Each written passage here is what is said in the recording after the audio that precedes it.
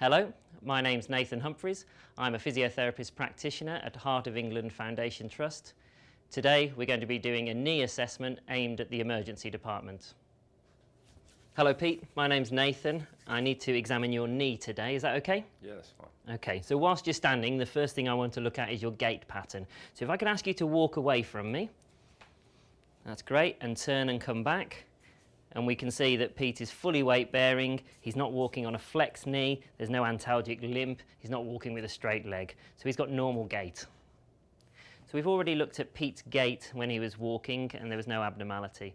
We now need to follow the look, feel, move approach for examination. So we're going to look at the hips, make sure there's normal alignment, no abnormalities there, coming down to the knees themselves, any tibial rotations, look at the patella positions, any obvious deformities all the way down to the foot and ankle.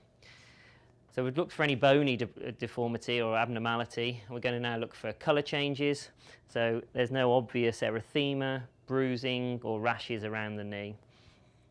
We're looking for any wasting, particularly of the quadriceps muscles when on a knee examination, and compare left and right. You'd see this more in chronic problems. And now we're looking for any obvious swelling, effusion, any scarring, skin changes, any wounds. So we've had a look at the patient, so the next thing we need to do is feel. So the first thing we're going to do with feel is check that the limb is neurovascularly intact. So I'm going to check for dorsalis pedis pulses bilaterally, and they're regular. Posterior tibial pulses. And we're going to check for sensation. So does this feel normal, Pete? Yeah. Same both sides? Yeah. Okay, and all aspects of the foot. And that's all normal, yeah? Okay, so he's neurovascularly intact. So now what we need to do is feel for any heat changes. So I'm going to feel around the knee using the posterior of my dominant hand. And I'm going to feel the same areas each time, posteriorly as well, for any heat changes of the knee. Another thing we need to feel for is tenderness. So we're going to have a quick feel of the hips, just to check if there's any tenderness of the joints above. No problems. So coming down now, down the quadriceps and down the hamstrings to the knee joint, and then the joints below. So we're going to have a feel around the ankle joint and work our way up to the knee, making sure we take in the head of the fibula. Next thing we need to look at is the knee joint itself for any tenderness. This is easier if the patient can flex their knee up to 90 degrees. So if you flex for me there, and we're going to palpate all the main areas where there can be problems. So first of all, we're going to feel the tibial tuberosity, the patella tendon, then we're going to feel the medial joint line and the tibial plateau coming to the medial collateral ligament, around posteriorly into the hamstrings and the posterior knee in case there's a Baker's cyst, round to the hamstrings on the lateral side, the lateral collateral ligament, and back around to the tibial surface coming to the tibial tuberosity. And then with the knee straight, we can have a feel around the patella and the femoral condyles and the distal quads as they insert, and if there's any bursa we can palpate in that area. So we felt for tenderness. We're now going to get the knee to move. So first of all, we're going to clear the joints above and below. So if I can get you to bend your hip up for me, Pete. Good, and down, and out to the side. And he's got full active movement of the hip with no problems. We're going to look at the ankle. So if I can get you to bend your foot up, and down, and in, and out, and again, no problems. So movement of the knee, we're going to get you to do knee flexion. So bend up as far as you can. If he hasn't got full active movement, we need to do passive movement. So we put passive pressure on, we'd expect a soft end feel, normal for that movement of the knee. And we look at extension. In that position, we're going to actively extend the knee, and then if he can't do that fully, we would do it passively, and we should have a hard end feel. Other movements of the knee are tibial rotation. So we're going to rotate the tibia medially and laterally. And again, we've got good movement and it's pain-free.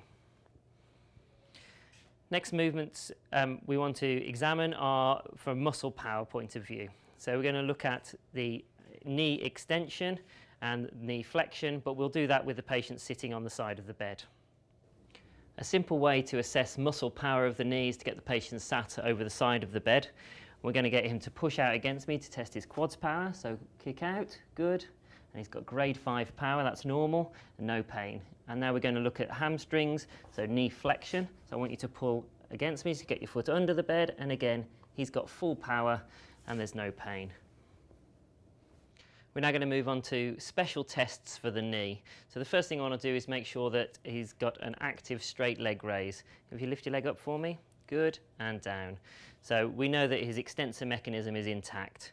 Moving on to the patellofemoral joint, we're going to test for any apprehension by moving the patella laterally, and that would be indicative of an unstable patellofemoral joint.